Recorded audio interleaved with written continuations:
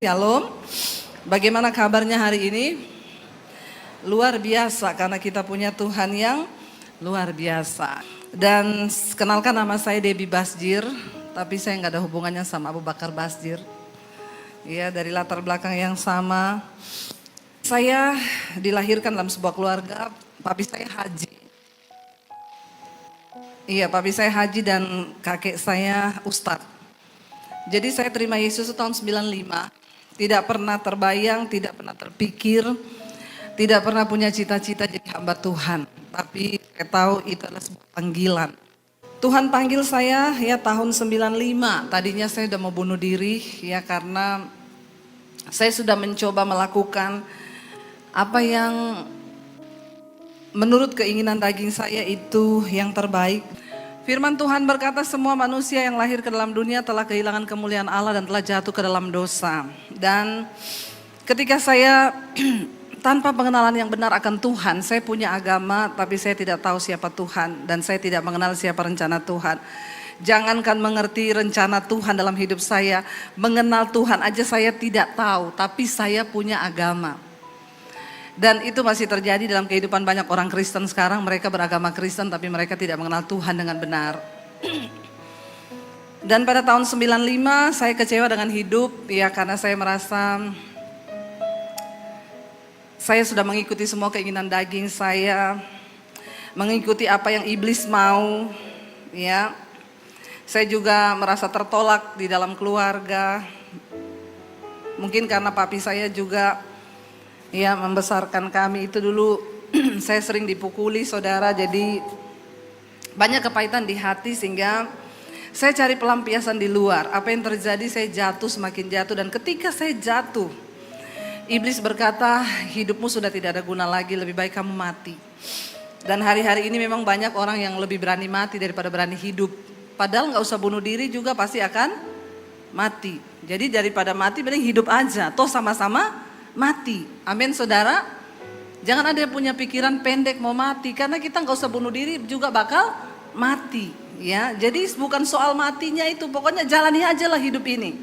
Kalau ada utang nggak usah dipikir tapi dibayar ya, kalau bisa dicicil. Nah, saya menjalani hidup itu saya ikuti apa yang dunia tawarkan. Teman saya bilang, dulu saya ini pelatih senam aerobik saudara, tapi enggak usah matanya melotot begitu kepada saya. Itu dulu ya, dulu namanya juga cerita dulu. Sekarang sudah mengembang ke kanan dan ke kiri. Karena udah banyak makan ragi. Kita kalau makan roti itu kan isinya ragi semua ya. Jadi itu tiap hari. Nah, saya itu di dalam keputusasaan saya cerita ke teman-teman saya dulu ya, teman-teman di sana, mereka bilang, ngapain kamu bete, ngapain mau bunuh diri, nikmati aja dunia. Sepertinya nasihat ini betul ya, nikmati dunia. Alkitab berkata apa yang ada dalam dunia, yang ada di dalam dunia ini cuma 3 hal. Keinginan daging, keinginan mata, dan keangkuhan hidup. Dan barang siapa yang hidup menurut dunia ini maka dia akan binasa, sebab dunia ini sedang binasa. Ya, dan semua orang yang hidup mengikuti dunia pasti akan binasa. Dan apa yang ada dunia bukan berasal dari Bapa tetapi dari si jahat. Nah, keinginan daging, keinginan mata, keangkuhan hidup ini bukan berasal dari Bapa tetapi dari setan. Makanya saudara jangan terlalu mencintai dunia dan semua apa yang ada di dalamnya. Mari kita mengejar perkenanan Tuhan. Amin. Keinginan daging itu apa? Galatia pasal 5 berkata, keinginan daging itu telah nyata, percabulan, kenajisan, hawa nafsu, nafsu jahat, iri hati, kebencian, dendam, amarah, pertikaian, perpecahan, roh pemecah belah, kedengkian. Itu semua yang ada dalam daging kita. Dan barang siapa hidup menurut daging, engkau akan mati binasa. Tetapi jika oleh roh engkau mematikan perbuatan dagingmu, maka kamu akan hidup. Katakan amin. Jadi saudara, makanya saya bilang, setan itu tidak pernah takut dengan orang Kristen yang rajin ke gereja. Setan gak pernah takut dengan orang pelayanan. Setan gak takut sama pemain musik. Setan gak takut sama pengkhotbah. Setan takut kepada orang yang mau melakukan firman. Engkau ke gereja nggak ada perubahan, setan bilang nggak apa-apa, biarin aja dia ke gereja, mau pelayanan sekalian juga silakan. Yang penting dia tetap hidup dalam kenajisan. Yang penting dia tetap bersinah. Yang penting dia tetap kepahitan. Yang penting dia iri hati, nggak masalah. Makanya saya berkata, Alkitab berkata dalam Yakobus, engkau percaya hanya ada satu Allah saja itu baik. Tapi setan juga percaya akan hal itu. Jadi kalau level iman kita cuma sampai dipercaya, setan juga percaya. Berarti iman kita satu level sama. Dengar baik-baik ya, biar saudara bisa jawab. Setan percaya hanya ada satu Allah saja. Kita juga percaya hanya ada satu Allah saja. Jadi kalau kita cuma level imannya sampai dipercaya, berarti iman kita sama dengan imannya. Biasa aja ngomong setannya. Gak usah melirik sama saya, setan. Lah, apa bedanya kita sama setan kalau kita cuma percaya toh? Alkitab berkata engkau percaya itu baik, tapi setan juga percaya kepada nama Allah itu dan setan gemetar kepada nama Allah itu. Bedanya kita sama setan apa? Kita percaya, kita melakukan firman. Setan percaya tapi setan tidak akan pernah mungkin melakukan firman Tuhan. Amin saudara. Makanya saudara hari-hari ini jangan tertipu ya. Bukan orang yang rajin ke gereja saja, bukan orang yang rajin pelayanan saja. Tapi lebih dari itu Tuhan mau kita mengalami perubahan hidup. Perubahan karakter. Ketika saya berjumpa Yesus, akhirnya saya mau bunuh diri. Tapi Tuhan datang kepada saya pada saat itu. Dia menunjukkan kasih karunia-Nya sehingga hidup saya bisa diubahkan. Saya mengikuti daging, keinginan daging itu percabulan hawa nafsu. Makanya ada orang yang tanya sama saya gini, Bu, Ibu kalau pelayanan di daerah-daerah ya terpencil itu masih ada yang kerasukan nggak? Oh banyak, masih puji-pujian di belakang kerasukan. Tahu-tahu di tengah kerasukan, lalu kita harus layani pelepasan. Dia tanya kalau di kota besar Bu, pernah nggak di gereja-gereja besar Ibu pelayanan ada yang kerasukan? Saya bilang dulu pernah ada saudara di gereja besar Jakarta, lagi pujian ada bapak tiba-tiba jatuh menggelepar-gelepar. Saya langsung berdiri mau saya tengking, saya doakan, istrinya bilang enggak usah Bu, kenapa? Epilepsi. Oh, saya pikir kerasukan. Ternyata epilepsi. Nah, kenapa setan sudah tidak mengganggu jemaat di kota besar? Kenapa? Setan bilang, yang di kota besar enggak usah diganggu. Cukup kita kontrol saja. Lancar ibadahnya, lancar coy. Yang datang banyak, penuh. Enggak apa-apa. Yang penting kedagingan jalan terus. Setan bilang, yang di kota besar tidak perlu kesetanan, cukup kedagingan. Makanya setan zaman now sama setan zaman dulu tuh beda saudara. Nanti kalau pada Tony itu kan dia sesinya tentang setan-setan begitu kan. Memang pendeta itu harus ada spesialisasinya, kayak dokter. Kalau saya ini spesialisasinya yang selingkuh-selingkuh, yang pelakor, ini lebih dari setan. Ini tidak bisa didoakan pelepasan. Soalnya doyan. Jangan ketawa saudara, tapi bertobat. Amin. Kuntilanak kenapa sudah tidak muncul sekarang? Coba tanya Pak Tony Daud, masih sering ketemu kuntilanak? Gak, jarang, mungkin ada satu-satu di desa. Kalau di kota dia bilang, saya sama orang Kristen lebih kudus saya. Baju saya panjang sampai di bawah, bolongannya satu tok di belakang. Orang Kristen udah bajunya pendek, bolong di mana-mana. Jadi kata kuntilanak, yang setan Eka apa ye? Jangan jadi Kristen jadi-jadian. Yuk kita bertobat yuk. Ayo kita mengalami perubahan hidup. Ayo kita mulai mengalami perubahan karakter di dalam Kristus. Kedagingan itu bicara tentang hawa nafsu, percabulan, kenajisan. Itu enak bagi daging. Kenapa orang suruh hidup kudus susah? Karena untuk hidup kudus kita perlu berjuang. Untuk berbuat dosa gak usah berjuang. Jatuh-jatuh aja, nikmati aja. Udah gitu banyak orang Kristen pura-pura bodoh. Bu, saya selingkuh, apa yang harus saya lakukan? Bertobat. Bertobat ya Bu. Iya. Bagaimana caranya Bu? Blok nomor HP-nya. Blok ya Bu. Iya. Besoknya, Bu, jadi blok nih Bu. Enggak blok, goblok. Ya orang kalau nggak ngerti firman kan goblok saudara. Mau dipermainkan setan. Saudara dengar baik-baik, hidupmu itu akan berbahagia bukan waktu engkau punya uang banyak, tapi ketika engkau hidup dalam kekudusan. Kita hidup dalam kekudusan bahagia. Kenapa? Nggak ada setan yang bisa tuduh kita. Walaupun kita makan seadanya, tapi hati damai karena kita tidak ada dalam ikatan dosa. Yesus datang untuk membebaskan hidup kita dari semua ikatan dosa. Dan orang yang paling berbahagia di dunia ini bukan orang kaya. Maaf, saya sudah ketemu banyak orang kaya, hidupnya tidak bahagia. Lebih bahagia saya. Kenapa? Karena untuk bisa menikmati kekayaan dan uangmu pun engkau butuh anugerah Tuhan. Amin. Coba yang kaya bilang amin. Yang enggak kaya enggak usah karena belum rasa. Ya, tapi benar nggak? Bukan soal kekayaan kan? Kita makan apa adanya, asal hidup dalam kebenaran, ada damai, sejahtera, sukacita. Bukankah itu lebih dari segala-galanya di hidup kita? Yang kedua yang ada dalam dunia ini apa? Keinginan mata, kata firman Tuhan. Yesus berkata, mata adalah pelita tubuh. Jika matamu gelap, maka gelap seluruh tubuhmu. Jika matamu terang, maka terang seluruh tubuhmu. Hati-hati, bagaimana cara engkau memandang dunia ini, akan kesanalah hidupmu itu di bawah. Mari kita memandang dunia ini sesuai dengan apa yang Alkitab katakan. Dunia ini hanya sementara. Kita nggak akan bawa pergi dunia ini. Yang namanya kematian sekarang itu berada sangat dekat dengan hidup kita. Benar nggak saudara?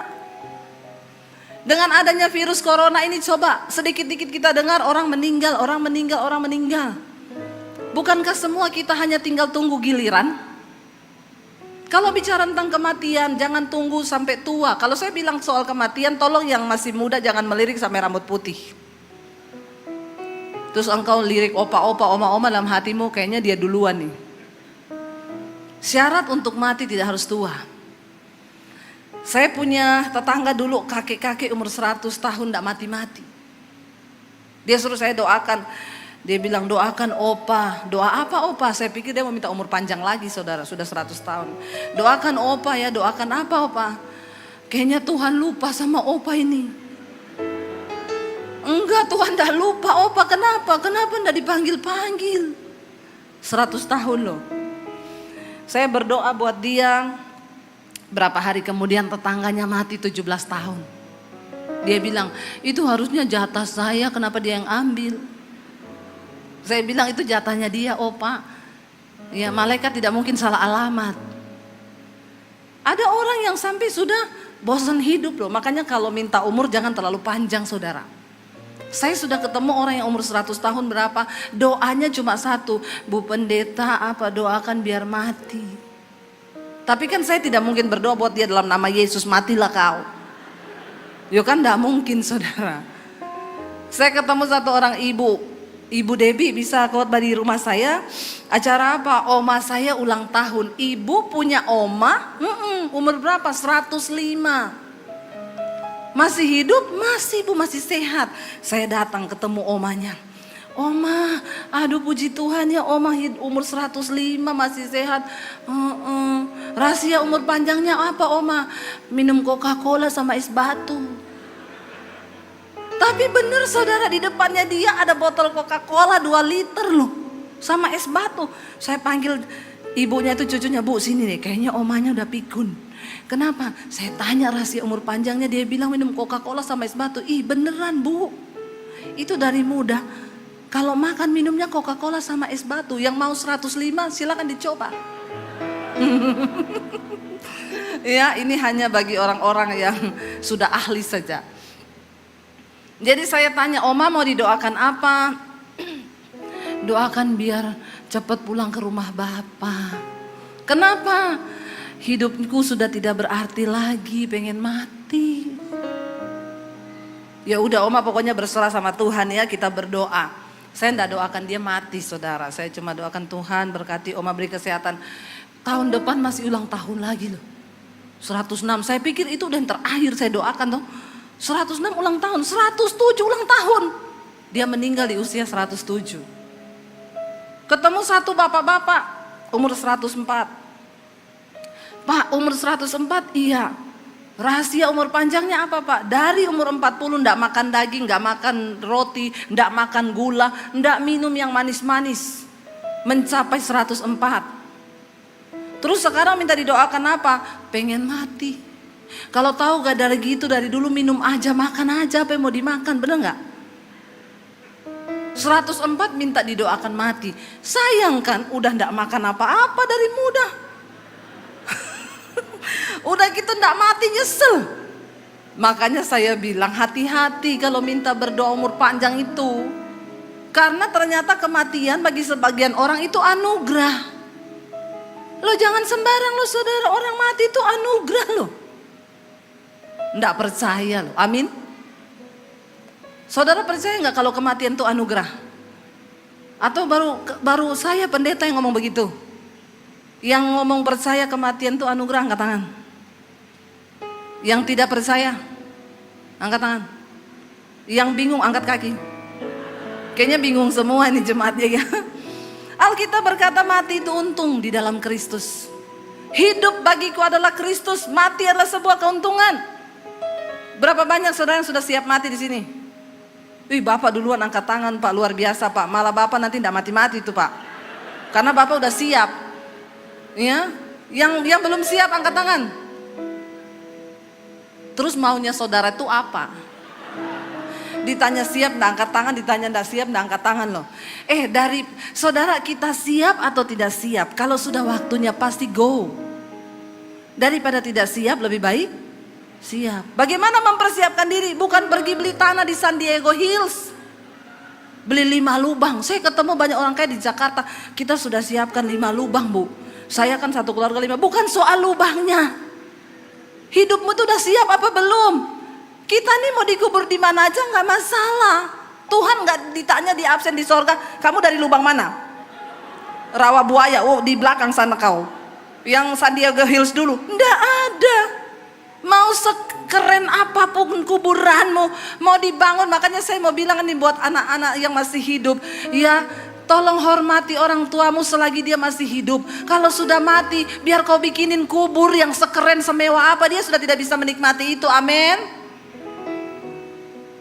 Waktu masih hidup itu orang tua disayang, dihargai. Ya saudara, bukan soal kuburanmu, bukan soal petinya apa, tapi hidup kita ini sudah siap belum? Kalau masih banyak kedagingan, hawa nafsu, amarah, kebencian, kepahitan, kekecewaan, engkau belum layak loh.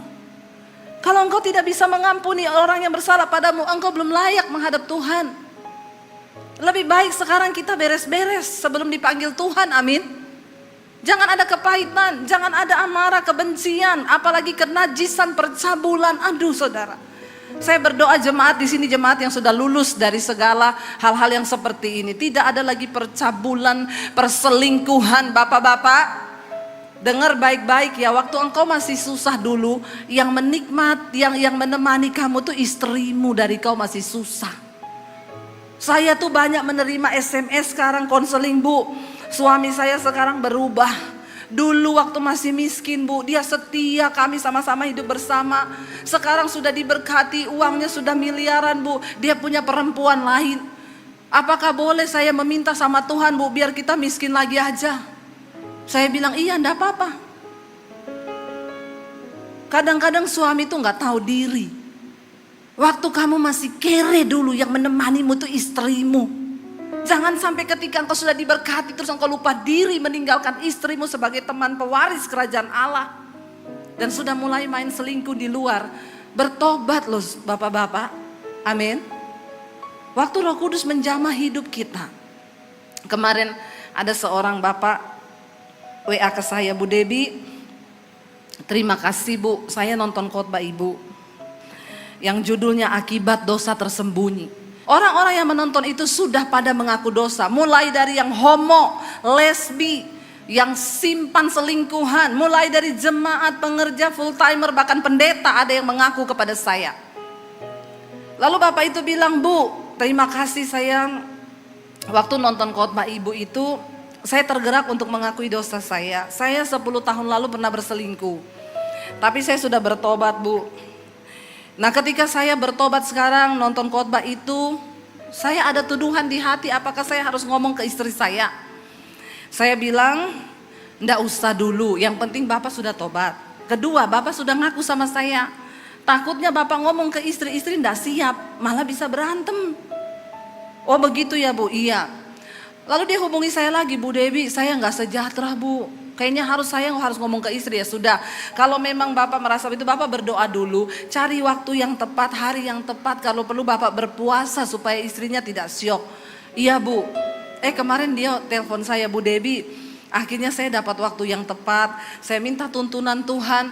Saya doa buat istri, saya doa buat waktunya. Dapatlah waktu yang tepat. Saya ngaku sama istri, semua saya ceritakan. Yang kaget bukan istri saya Bu, tapi saya. Kenapa? Karena ternyata istri saya juga pernah selingkuh. Akhirnya buka-bukaan. Mumpung kamu ngaku, saya juga mau ngaku. Tapi bukan itu yang terpenting. Tapi Bu, sekarang rumah tangga kami dibaharui oleh Tuhan. Kami sekarang hidup damai bersama. Kami dipulihkan karena Tuhan mengasihi rumah tangga kami. Saudara, jangan berikan tempat bagi iblis di dalam keluarga kita. Jangan berikan tempat bagi setan dalam rumah tangga kita. Mari kita hidup di dalam kekudusan, supaya anak cucu kita juga boleh mengalami berkat Tuhan. Kita hentikan kutuk sampai di keturunan kita. Ayo kita berjuang. Ketika saya mengikuti dunia, keinginan daging, keinginan mata, keangkuhan hidup, kesombongan, orang itu makin kaya, makin sombong, makin kaya, makin namanya juga orang kaya sombong biasa, miskin sombong aja banyak. Jangan sombong. Istilahnya saudara, semua manusia itu punya bakat sombong. Tapi Alkitab berkata Tuhan menentang orang yang sombong. Saya mengikuti semua yang iblis tawarkan itu. Lalu saya jatuh. Dan akhirnya saya berakhir pada, saya mau bunuh diri tahun 95. Tapi karena begitu besar kasih Tuhan atas hidup saya, Dia menyelamatkan saya. Tuhan datangi saya secara pribadi dan malam itu saya bertobat menerima Yesus. Hidup saya diubahkan. Singkat cerita, saya sembunyikan iman saya 1 tahun. Tapi saya benar-benar mengalami perubahan hidup 180 derajat. Kalau berubah jangan 360 balik lagi. Cukup 180 saja. Saya berubah saudara, dari segala hal Tuhan ubahkan saya. Sampai akhirnya saya harus mengaku di depan orang tua saya. Ketakutan terbesar di hidup saya adalah mengaku Yesus depan keluarga saya. Kenapa? Papi saya itu dari kecil saya sudah diwanti-wanti, jangan berteman dekat sama orang Kristen. Kalau kamu sampai jatuh cinta sama laki-laki Kristen, lebih baik papi masuk penjara, papi bunuh kamu daripada kamu bikin malu keluarga. Jadi saya tuh dari masih kecil, ya remaja, saya tuh nggak berani jatuh cinta sama laki-laki Kristen. Padahal yang ganteng-ganteng tuh cowok Kristen. Ada amin? Yang sudah bertobat tentunya, yang tidak bertobat sama saja. Lalu saya harus mengaku Yesus depan keluarga saya mengalami perubahan. Saudara, dulu saya baca Alkitab tuh di kamar, sembunyi. Ya, dulu belum ada YouTube, belum ada handphone. Belum ada Google, mau tanya tentang kasih karunia di Google, enggak ada. Makanya saya mau bilang kalau sekarang ini saudara tidak bertumbuh dalam iman, kebangetan. Kebangetan. Sekarang saudara mau cari pengajaran apa, semua ada. Dulu saya handphone aja belum ada. Bacanya Alkitab, saya sembunyi di bawah bantal, di bawah kasur, saya tumpukin pakai kain-kain jangan sampai ketahuan. Kadang saya harus baca Alkitab di kamar mandi. Tapi Alkitab berkata iman itu bertumbuh dari aniaya. Makanya sering-seringlah teraniaya. Supaya imanmu bertumbuh, amin. Yang belum teraniaya saya doakan supaya teraniaya. Loh itu Alkitabiah. Dan akhirnya saya mulai bertumbuh, saya baca Alkitab, hidup saya mulai berubah. Sampai akhirnya 1 tahun saya sembunyikan iman saya, ketahuan sama kakak saya, lalu dia ancam mau dilaporkan ke papi saya. Dan akhirnya saya bilang sama Tuhan, Tuhan beri saya kekuatan, saya mengaku sendiri. Dengan hati orang percaya, dengan mulut dia mengaku dia dibenarkan dan diselamatkan. Saya menghadap papi saya bilang, papi saya mau ngomong apa? Saya mau minta izin, mau kemana? Ke gereja. Papi saya kaget. Yang pertama keluar dari mulutnya dia bilang begini, oh ini penyebabnya. Makanya akhir-akhir ini papi lihat kamu jadi aneh. Semua orang yang berjumpa dengan Tuhan Yesus secara pribadi, saya jamin pasti menjadi aneh. Pertanyaan saya, sudah anehkah saudara? Kenapa jadi aneh? Dulu merokok, ketemu Yesus pasti nggak merokok lagi. Nggak usah tanya ayatnya di mana Bu dilarang merokok, di pom bensin. Baca sana di pom bensin. Sedangkan di pom bensin saja Anda tidak diterima, apalagi di sorga. Saya pernah khotbah begini saudara, waktu pulang dari gereja saya jalan lewati mall, tiba-tiba dikejar jemaat. Dia teriak-teriak, Bu Debi, Bu Debi. Saya menoleh ke belakang, bapak-bapak orang Ambon sangar. Dia bilang, ibu tadi khotbah soal rokok toh?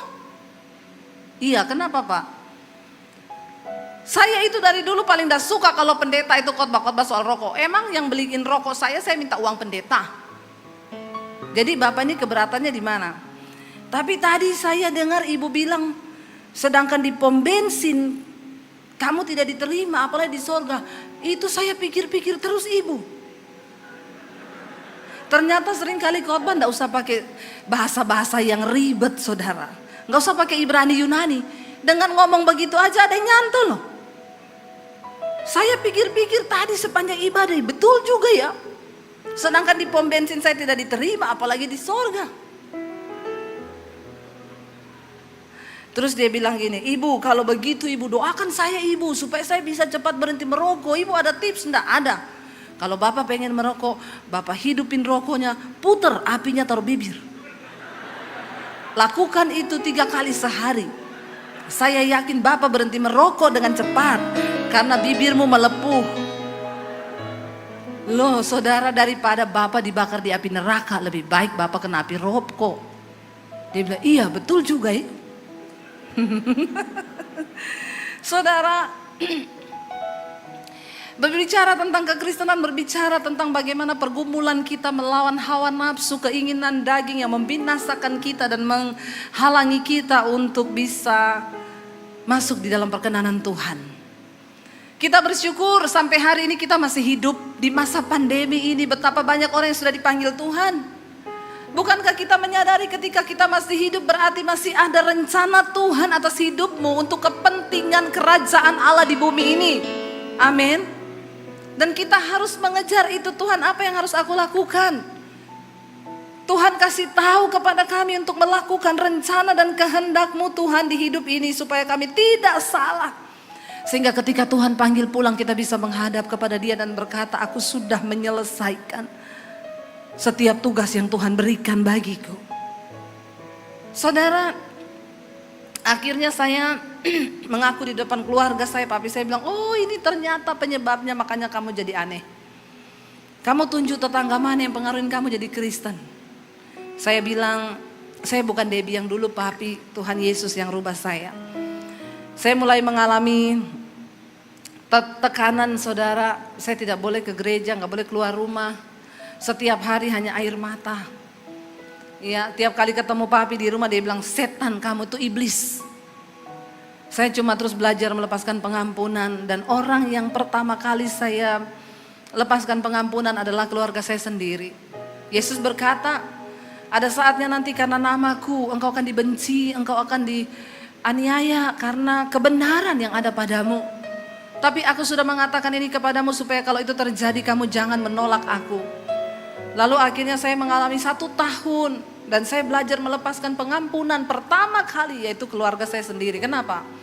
Karena pengampunan yang terberat itu adalah mengampuni orang yang terdekat. Orang yang terdekat dengan kita lah yang bisa menyebabkan kita kepahitan. Saya belum pernah doakan orang kepahitan gini, nangis, saya kepahitan Bu bertahun-tahun. Terus saya tanya, ibu kepahitan sama siapa? Sopir angkot Bu, belum pernah. Atau sopir truk Bu, nggak ada. Ya, kebanyakan kepahitan kepada suami, kepada istri karena mereka orang yang terdekat. Lalu saudara, akhirnya saya terus melepaskan pengampunan sampai akhirnya tahun 96, papi saya suruh saya memilih antara keluarga atau Yesus. Papi saya bilang, kamu pilih keluarga atau Yesus? Kalau kamu pilih Yesus, angkat kaki dari rumah, jangan anggap kamu punya keluarga. Dan kalau kamu pergi, jangan bawa satupun ijazahmu. Saya mau lihat Yesus kasih makan kamu pakai apa. Berat, sangat berat. Saya mengasihi keluarga saya. Saya pamit, saya pergi dari rumah. Papi saya nangis berlutut di kaki saya. Dia bilang, Debbie pikir baik-baik. Papi merendahkan diri, merendahkan apa martabatnya papi cium kakimu, tapi tolong kembali kepada agamamu. Terngiang di telinga saya, barang siapa menyangkal aku depan manusia, aku akan menyangkal di depan Bapa. Saya tinggalkan keluarga saya baru lulus SMA pada waktu itu. Saya sudah mengalami betapa perjuangan mengikut Tuhan itu tidak mudah. Seringkali ada tawaran untuk saya kembali lagi. Waktu itu saya tinggal di tempat kos-kosan. Dari kota Poso, saya ke kota Palu 7 jam perjalanan. Di Palu saya tinggal di kos-kosan, di tempat sepupu saya. Untuk bisa numpang di situ, kalau mereka sudah berangkat kuliah, saya cuci baju, saya nyapu, nyetrika, saya masak. Seringkali iblis ngomong, goblok ikut Yesus jadi pembantu. Balik ke keluargamu, tinggalkan Yesusmu. Tapi saya cuma bisa berkata, iblis, aku telah dibeli dan hargaku lunas dibayar. Dan hidupku bukan milikku lagi. Aku telah kehilangan hak atas hidupku, semua hanya bagi Tuhan. Saya diproses Tuhan 1 tahun untuk mematikan kedagingan, keakuan saya. Dulu saya sombong, dulu saya angku, dan itu harus diproses untuk menjadi hamba Tuhan, itu tidak mudah. Makanya kalaupun ada yang hamba Tuhan jadi-jadian, pasti akan diproses Tuhan. Karena kita mengkhotbahkan sesuatu, kita harus mengalami dulu. Baru bisa kita ngomong Tuhan itu baik. Ada begitu banyak tawaran untuk saya meninggalkan Yesus. Tawaran dunia. Tapi saya tetap bilang, enggak, Tuhan, aku utang nyawa kepada Tuhan. Tahun 97 saya sekolah Alkitab di Makassar, dan akhirnya saya dikirim ke kota Solo untuk pelayanan. Dan di kota Solo saya ketemu suami saya. Jadi suami saya ini wong Solo dan saya Sulawesi. Jadi tidak ada persamaan apa-apa di antara kami. Waktu menikah dulu, masalah yang paling ruwet di dalam hidup pernikahan kami itu masalah bahasa. Suami saya itu orang Solo, kalau ngomong nada di belakangnya itu rendah, saya tuh tinggi. Jadi setiap kali saya ngomong, saya panggil suami saya itu Jo, artinya bojo. Saya kalau panggil dia, Jo, itu nanti gini, dia ngomong, Mbok ojo nesu. Saya ngomong, aku tuh ndak nesu. Lah itu nadamu nesu. Ora. Rempong saudara. Tiap hari yang jadi masalah itu bahasa. Tiap kali ngomong apa, Jo itu anu. Mbok alon-alon tosai, aku kaget loh. Orang Solo itu kaget ngomong loh, permisi. Aku kaget loh. Saya bilang kaget aja, nggak usah permisi. Ngomong apa pokoknya salah saudara. Sampai satu kali suami saya itu bilang gini, Say, mboko iki belajar ngomong Jawa. Pokoknya ngomong Jawa itu belakangnya turun. Saya bilang ndak isa. Ojo ngomong ora iso.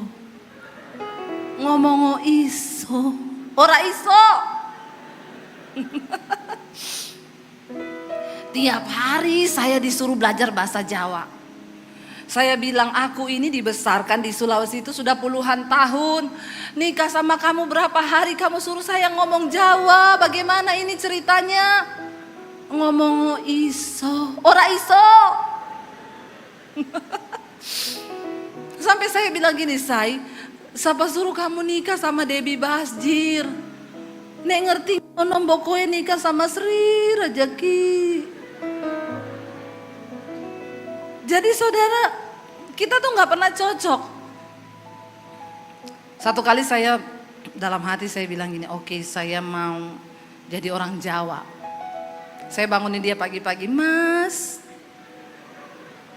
pripun Mas, Panjenengan Arab bahasa iki piye? Dia kaget saudara.